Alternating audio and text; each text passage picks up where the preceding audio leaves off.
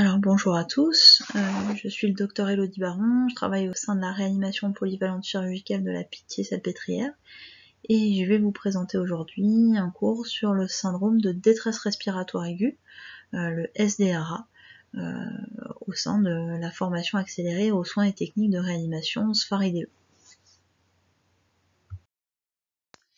Quelques notions indispensables avant de commencer, il s'agit donc de la PaO2. Donc la PaO2 c'est la pression artérielle en oxygène, c'est ça qui va définir l'état d'oxygénation du patient. Ça dépend de la quantité d'oxygène qu'on apporte au patient, et ça c'est la FiO2. La FiO2 c'est la fraction inspirée en oxygène, c'est le pourcentage d'oxygène qui est présent dans le mélange gazeux qui est inhalé ou inspiré par le patient, soit en ventilation spontanée, soit par un dispositif d'assistance respiratoire. Le P sur F, qui est une notion très importante qu'on va pouvoir voir plus tard, c'est le rapport en fait entre la PaO2 et la FiO2, donc ça va rapporter l'oxygénation à la quantité d'oxygène apportée. La valeur normale, elle est de 500, parce que la PaO2 normale, elle est autour de 100, et qu'on respire l'air ambiant, qui est à 21% d'oxygène, donc on fait le rapport 100 sur 0,21, ça fait à peu près 500. Si on a un patient qui a une PaO2 à 80 mm de mercure, 80 on peut se dire que c'est plutôt bien, mais par contre si en fait on apporte à ce patient un mélange qui est largement enrichi en oxygène, avec par exemple 40% d'FiO2, dans ce cas-là, si on calcule le rapport, on voit que le P sur F il est à 200, et des 200 on va voir qu'en fait c'est assez bas. Donc d'autres notions indispensables à avoir, c'est que la ventilation mécanique, elle se fait en pression positive, alors que la respiration en ventilation spontanée, elle va se faire en pression négative. En pression positive, en fait, on va appliquer un volume qui va créer une pression positive dans les alvéoles, et cette pression positive, elle va être maintenue même à la fin de l'expiration avec une PEP, pression expiratoire positive, qui est la pression qui va régner lors de la fin de l'expiration en ventilation mécanique. Enfin, la compliance pulmonaire, c'est la capacité du poumon à s'expandre lorsque l'air est insufflé, un petit peu comme un ballon de baudruche, et c'est ça qui va déterminer l'efficacité entre guillemets du poumon à pouvoir se dilater, se distendre au moment où on insuffle de l'air.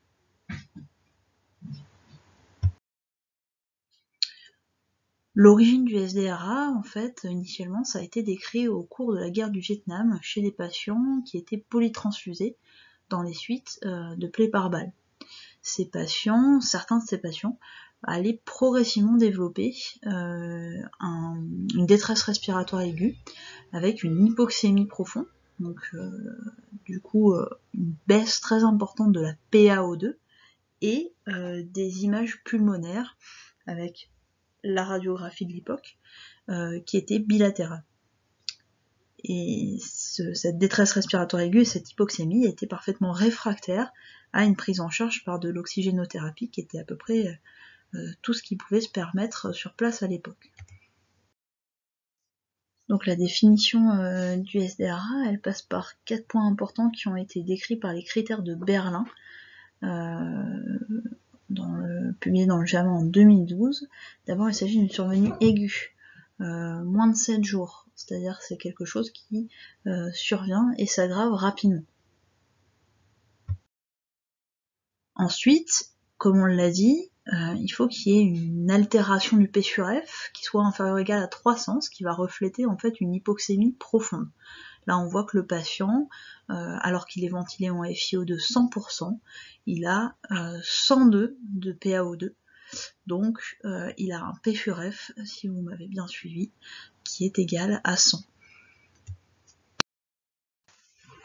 Donc, le troisième critère, c'est un critère radiologique, avec, vous le voyez, ces opacités qui sont la plupart du temps décrites comme bilatérales. Parfois on peut avoir des opacités unilatérales, mais classiquement on décrit des opacités qui vont être bilatérales.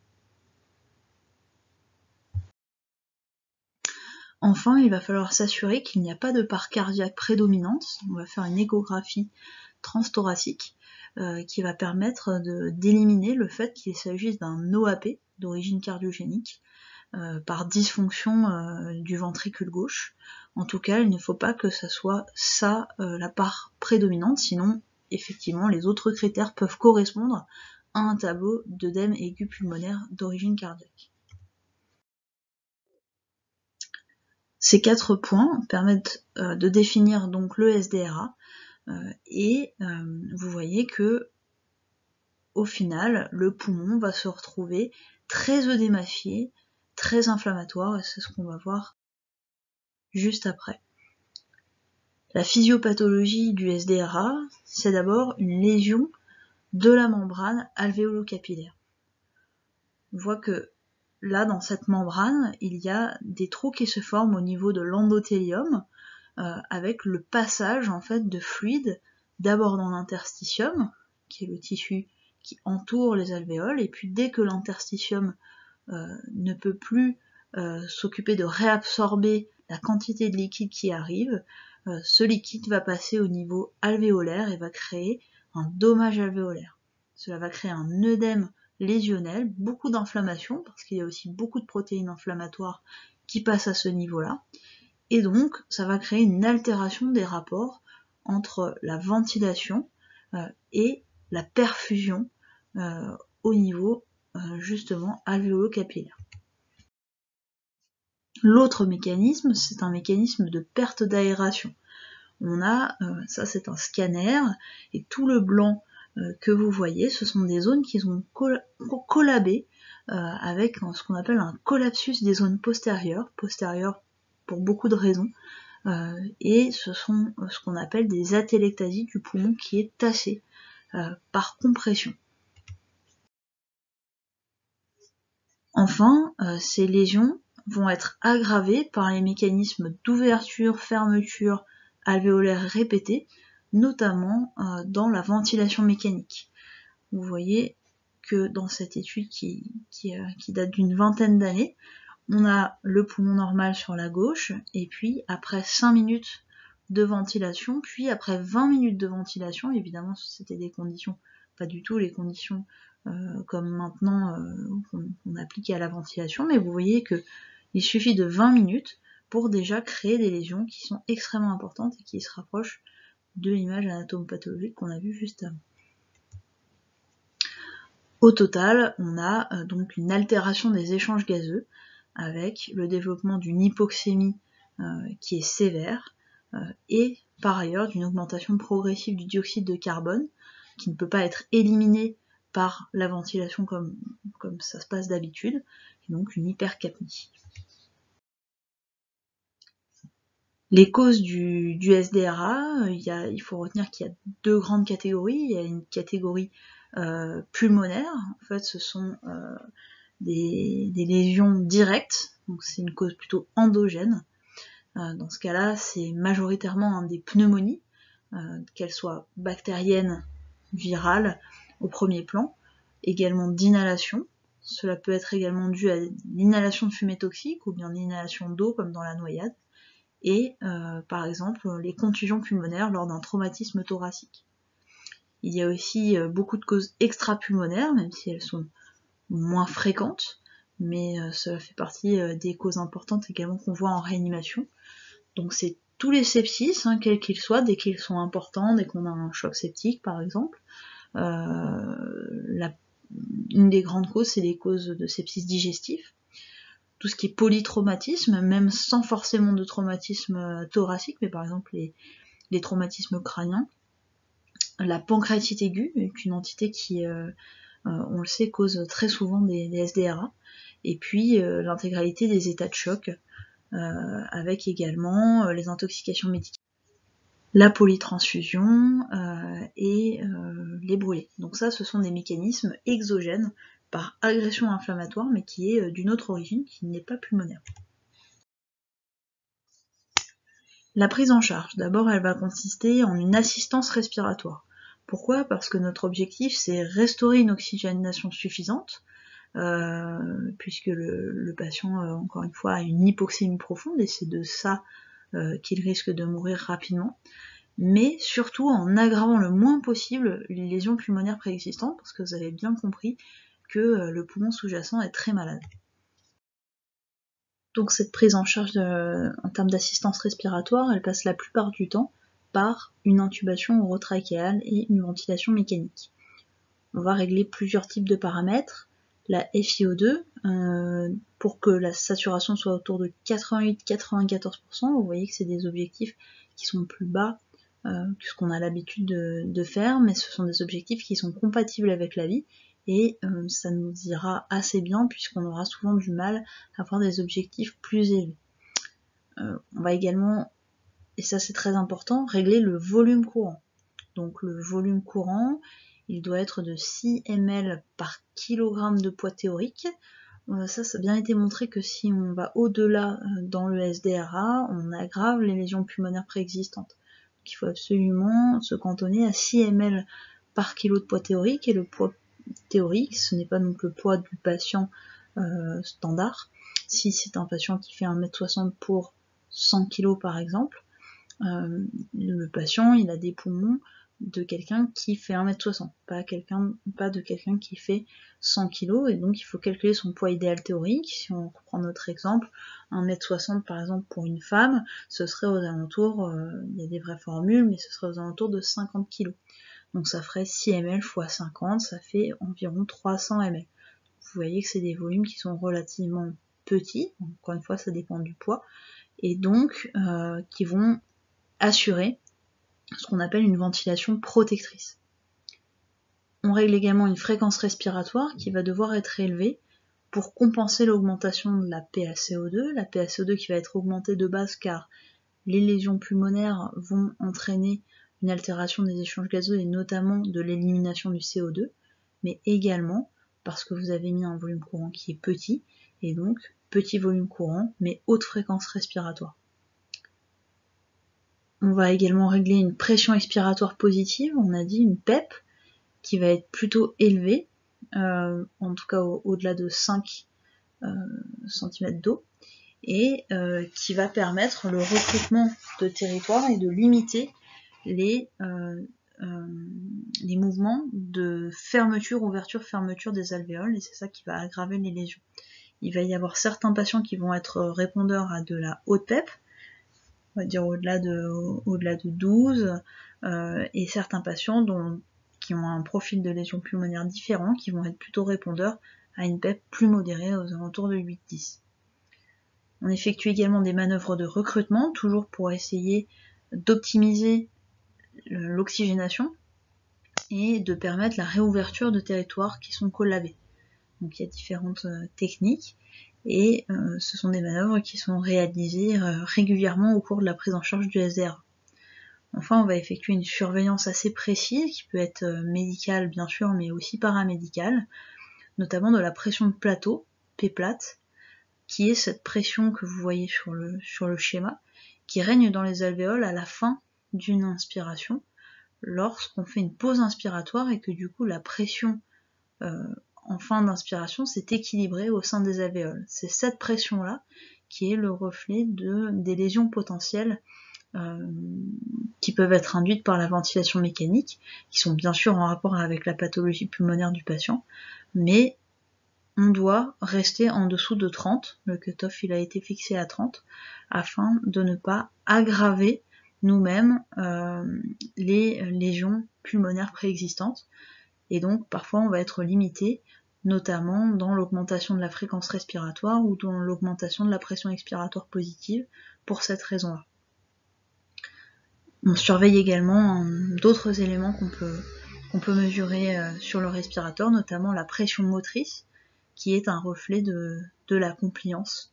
Donc c'est une valeur qu'on peut déterminer sur le respirateur plusieurs fois par jour et avec différents types de paramètres. Là, plus rarement, on peut utiliser de la ventilation non invasive, donc des techniques non invasives, la VNI et l'oxygénateur à haut débit, l'oxygénation haut débit, l'Optiflow par exemple, Plus rarement, pourquoi? Parce que, comme on l'a dit, le contrôle du volume courant est très important et qu'avec ces thérapeutiques-là, on ne peut pas contrôler le volume courant. Donc si ce sont des patients qui sont en détresse respiratoire, ils vont avoir une demande ventilatoire très importante avec des volumes qui sont très importants et la capacité en fait à s'auto-léser au niveau pulmonaire. Donc on s'autorise ce genre de thérapeutique, mais assez vite. Si on voit que le patient fait des volumes trop importants ou bien est trop hypoxique, il faut rapidement arriver à l'intubation orotrachéale et à la ventilation mécanique.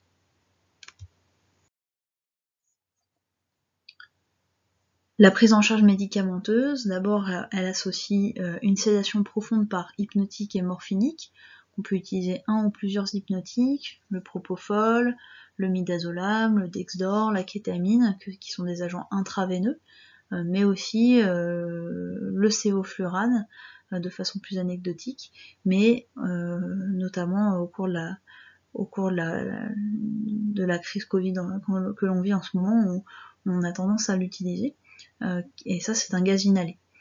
On utilise également donc des morphiniques, que sont par exemple le sufentanil ou le rémifentanil, qui est à plus courte durée d'action. Chez les patients les plus graves, on se met un cutoff de P sur F à 150, on va curariser le patient. C'est-à-dire qu'on va effectuer une paralysie des muscles respiratoires afin d'améliorer la compliance pulmonaire et toujours notre objectif, optimiser les échanges gazeux. On a plusieurs molécules à notre disposition, l'atracurium, qui est le tracrium, le cisatracurium, qui est vraiment la molécule qui a été utilisée dans les études, c'est le Nindex, et plus rarement le Sugamadex, l'Esméron. On va surveiller l'efficacité de cette curarisation par un petit appareil qui s'appelle le TOF, que vous voyez en photo ici, qui se place dans l'idéal au niveau du muscle sourcilier, puisque c'est ici que on a vraiment le reflet de la paralysie du diaphragme. Donc il va y avoir 4 impulsions qui sont données et on considérera que la curarisation est satisfaisante s'il n'y a que de 0 à 2 réponses sur les 4 impulsions. Si tout ça est insuffisant, on a des thérapeutiques autres. En un, c'est le décubitus ventral, qui est vraiment quelque chose qui est beaucoup utilisé dans les milieux, enfin en France notamment, et qui a montré son efficacité sur la mortalité, un petit peu moins utilisé dans le milieu anglo-saxon. Donc on va revenir sur le décubitus ventral. Le NO inhalé, c'est du monoxyde d'azote. C'est un vasodilatateur qui va permettre d'essayer d'apporter plus d'oxygène aux territoires qui sont bien ventilés. Donc c'est une thérapeutique inhalée qu'on rajoute au niveau de la sonde d'intubation. Et puis, donc ça c'est moins prouvé dans la littérature, mais en pratique ça permet souvent de passer des caps chez des patients qui sont vraiment réfractaires aux autres thérapeutiques. Et puis vous en avez entendu parler, il y a l'ECMO véno-veineuse, qui est une technique de circulation extracorporelle qui va permettre de prendre le sang, de le passer dans une machine qui va l'oxygéner et décarboxyler, donc enlever le CO2, et qui va le rendre au patient, tout simplement faire le travail des poumons, le travail habituel des poumons. Les complications du SDRA, donc sont nombreuses. Il y a beaucoup de surinfections pulmonaires, qu'on appelle pneumonie acquise sous ventilation mécanique. Elles sont très fréquentes. Il y a quelques complications mécaniques avec des pneumothorax. En fait, comme les alvéoles sont très très abîmées, parfois on peut avoir des ruptures dans la plèvre et donc avoir des patients qui constituent des pneumothorax. On peut voir également apparaître une hypertension artérielle pulmonaire qui peut entraîner une dysfonction du cœur droit. Donc ça c'est relativement fréquent. Et ces patients-là sont souvent répondeurs au NO. C'est ce que j'ai oublié de vous dire, c'est que le NO inhalé, il y a des patients qui sont répondeurs et d'autres pas. Donc, parmi les patients qui présentent une défaillance cardiaque droite, souvent ces patients sont potentiellement répondeurs. Il y a une évolution possible vers une fibrose pulmonaire. On sait qu'il y a une phase initiale dans le SDRA qui est profibrosante, avec beaucoup d'inflammation, Mais normalement, lorsque le poumon guérit, cette phase de fibrose régresse. Et chez certains patients, cette phase de fibrose va perdurer. Et ce qui notamment va entraîner le décès d'un certain nombre de patients quand c'est pas de complications infectieuses. Vous voyez qu'il y a 30 à 40% de décès, ce qui est très important. Les particularités du SDRA Covid-19, c'est qu'il y a une dégradation respiratoire qui est plus rapide que dans les autres SDRA.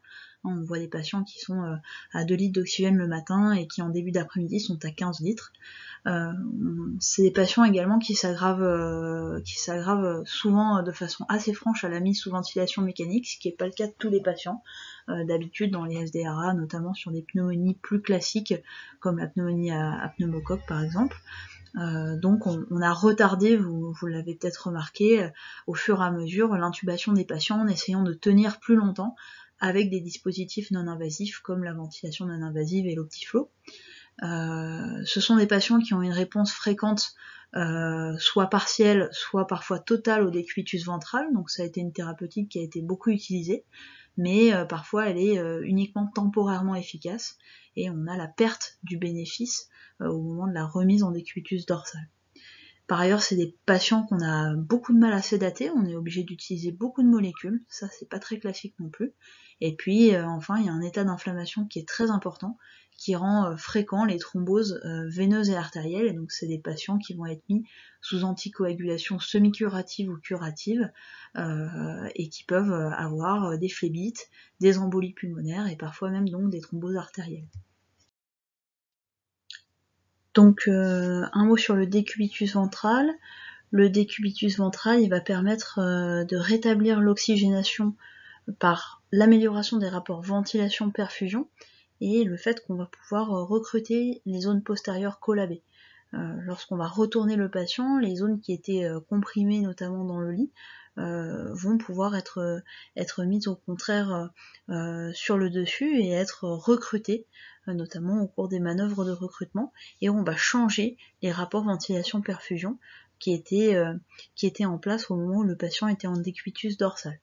Les étapes, elles sont multiples. Il y a d'abord la préparation du patient, qui est une étape très importante, où on va protéger les zones à risque et où on va se placer les uns les autres pour effectuer le geste de retournement. Le geste de retournement, il y a plusieurs techniques différentes.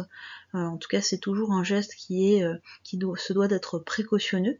Et puis ensuite, il y a toute la période de vérification de l'installation, où on vérifie notamment le positionnement de la tête, le positionnement de la sonde d'intubation, et puis le positionnement du patient désormais sur le ventre. Les risques ils sont nombreux, ils sont principalement en lien avec l'arrachage de dispositifs, dont le plus grave est l'arrachage de la sonde d'intubation, que le patient est déjà très hypoxémique, donc s'il faut le réintuber en urgence, en général c'est très compliqué. Les lésions cutanées qui sont en rapport avec le fait qu'on n'est pas fait pour rester sur le ventre pendant 12 à 16 heures. Et donc au moment de la remise en décubitus dorsal, on a souvent la constatation d'un certain nombre de lésions cutanées qu'on essaye de prévenir justement en préparant le patient. Et puis comme c'est des patients qui sont graves, on peut avoir une mauvaise tolérance hémodynamique et plus rarement une mauvaise tolérance respiratoire avec certains patients qui ne vont pas être répondeurs, qui vont au contraire s'aggraver au cours de la mise en décubitus ventral. Donc les take-home messages, c'est que le SDRA c'est la forme la plus grave d'œdème pulmonaire lésionnel et ça va entraîner une hypoxémie profonde, c'est ça qui va gréver le pronostic. L'objectif de la prise en charge c'est d'assurer une oxygénation correcte mais sans aggraver les lésions sous-jacentes. Cette prise en charge elle va associer à la fois une assistance respiratoire, un contrôle du volume, une pression expiratoire positive, des manœuvres de recrutement, une sédation profonde et pour les patients les plus graves, une curarisation. En cas d'échec de cette prise en charge classique, il y a des thérapeutiques de sauvetage qui peuvent être utilisées, le décubitus ventral, le monoxyde d'azote inhalé, et pour les patients qui seraient éligibles à cette thérapeutique, l'ECMO véno-veineuse. Vous l'avez compris, la mortalité reste élevée, avec 30 à 40% de mortalité. Voilà. Je vous remercie de votre attention.